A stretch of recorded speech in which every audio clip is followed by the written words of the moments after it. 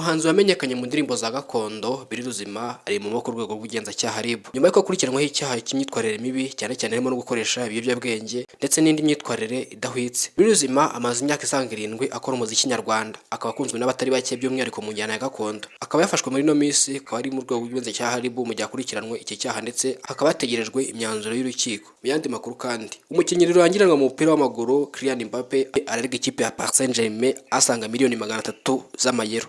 Ikipe akavuga yuko itegeze yamwishyura kandi ari mu masezerano amaze igihe kingana n'imyaka 5. Ibikubiye mu masezerano uyu mukinnyi afitanye n'ino ekipe nibivuga yuko amasezerano bari bafitanye agomba kurangira mu mpera z'umwaka 2025. Mu yandi makuru kandi, nyuma y'igihe kinini abafana ba Bruce Melody na Diamond Platnumz bategereje yaba bahanzi bombi, biravugwa yuko mu mpeshyi z'umwaka 2026 iyi ndirimbo ishobora kujya hanze. Mu yandi makuru kandi, hari video y'umwana w'umukobwa iri gucashara ku mbuga nkoranyambaga yarikoroje, akari video igira ite: umwana w'umukobwa yari kubazwa n'umunyamakuru ari kumubaza ati ni iki kintu cyakwinjirije amafaranga ku mubiri wawe?